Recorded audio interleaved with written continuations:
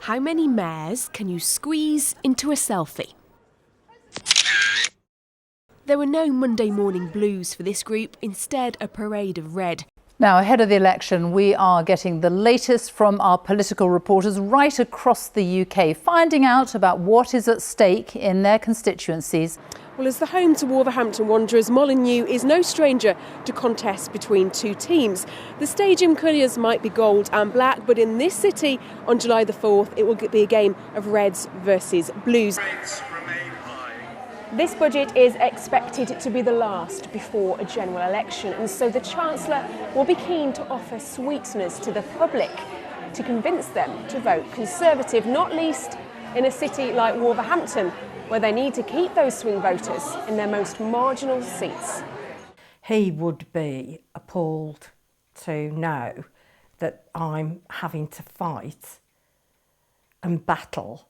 And it doesn't help that you've got to keep worrying every month if you've got enough money to pay the bills.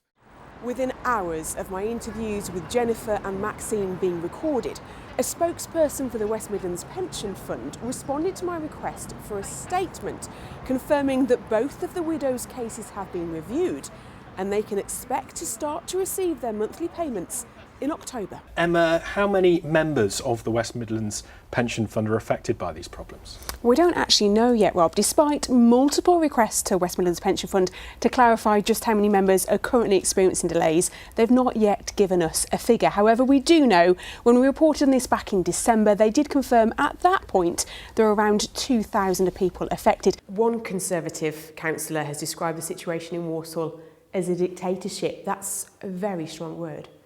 The individual concerned is the one that's the heart of this problem since he was elected. I'm not a dictator. I spent over 2 hours awake without a general anaesthetic, and I could hear them talking about me, and obviously it was not looking good. An MP speaking in the first ever debate on birth trauma in the House of Commons, or a mother reliving her memories of a medical emergency on the day her daughter was born. The available data suggests that 1 in 20 women are formally recognised to suffer from post-traumatic stress disorder following birth. But the number of responses to this public inquiry is leading professionals to believe that the scale of the number of women who do suffer with mental health problems after birth could be much higher. A lot of them, like me, which I call functioning trauma, it's a silent pain that we deal with. So we might be doing all the stuff and then crying ourselves to sleep at night. Loyalty, rivalry and competition. Comparisons are often drawn between politics and football. Millennial voters are now the largest age cohort in half the electoral constituencies in the country.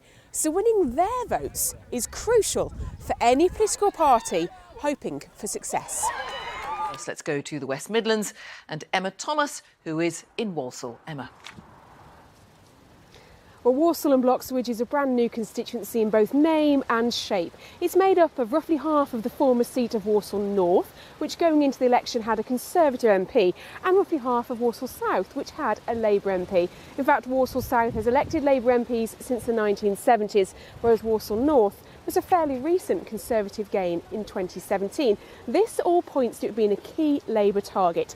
However, the recent results in May's local elections do offer some challenge. The Bellwether pub in Wednesbury is aptly named because it's in seats like this in the Black Country that on election nights, when the results roll in, analysts believe they'll get an indication from here as to how the country is voting. Staffordshire County Council introduced charges for certain items at its tips, including the tip the other side of this gate. Things such as £3 for a bag of rubble, £4 for a tyre, but the authority says there's no evidence to suggest that charges increase fly tipping. Part of this scheme is about preventing fly tipping, which is why officers have been talking to residents and landlords to check if they have suitable ways to safely and legally dispose of their waste, if they've got the correct bins, or if not, information as to how they can get hold of them. As for this fridge freezer, well, depending on if this turns out to be council land or not, this could be likely to be fly tipping. Well, our political reporter Emma Thomas is in Hensford for us this evening with one of the new Labour MPs. Emma, just remind us what happened in the constituency of Cannock Chase. Well, Cannock Chase has had a roughly equal share in its time of Conservative and Labour MPs since it was created. In the 2019 general election, the Conservative MP here, Amanda Milling, had a majority of 20,000, which under normal circumstances would make this a pretty safe seat. But this has not been a normal election. He was a shining light in everybody's lives that he come across. Gentle giant, really. He'd help anybody who needed any help. In Dudley's Coronation Gardens stands a memorial bench dedicated to a deeply missed teenager. One Sunday evening in November 2022, Ben Caulfield went out to meet friends. He never came home. How allegiances may form is yet to be seen, but Dudley Borough Council is no stranger to no overall control. Judy, we heard in that piece there from Keir Starmer that he didn't want a draw in Dudley, he wanted a win, and you didn't quite get that. How are you feeling? You've made progress, but not quite crossed the finish line to take control here. No, that's true, but look, the bigger picture is we've had a fantastic result overall in the West Midlands. Longevity and locality. Many of these businesses have been open for decades, but operating in a financial climate where chancellors sometimes only last weeks and some economic policies only last days. How challenging is it to keep the doors open? Well, Becky, it's been only 18 hours since Staffordshire entered Tier 2. It began at midnight and was due to last for 14 days. However, we anticipate that what the Prime Minister has to say in a few minutes' time will override any regional or local lockdowns. Elsewhere in Stoke-on-Trent, 2/3 of people voted Leave, but 2 out of 3 of the city's MPs are Labour. So could they lose their seats to candidates from parties offering a harder line on Brexit? Dudley North is another seat which will be a key target for the parties, as I've been finding out. Dudley North, home to the castle, the zoo and until recently a Labour MP. I'm guessing that all this speculation won't really be welcome if it's seen to overshadow the Conservative Party conference, which is currently going on at the moment. No, senior Conservatives certainly won't have wanted HS2 and speculation around it to become such a prominent theme. They had 50% of the vote in 2005 and they're nowhere.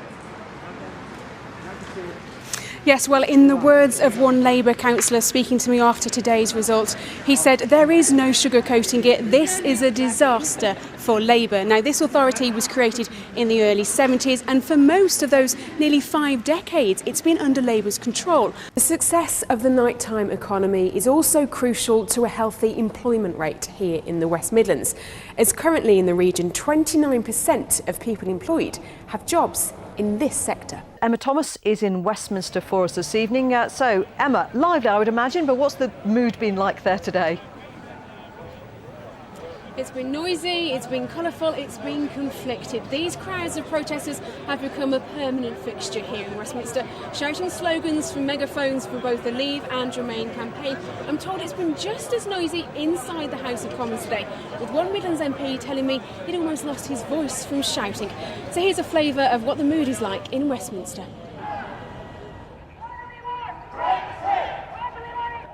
That's what they want, but today is all about what MPs want, to find a Brexit deal they can vote for. I think we could get another general election this year.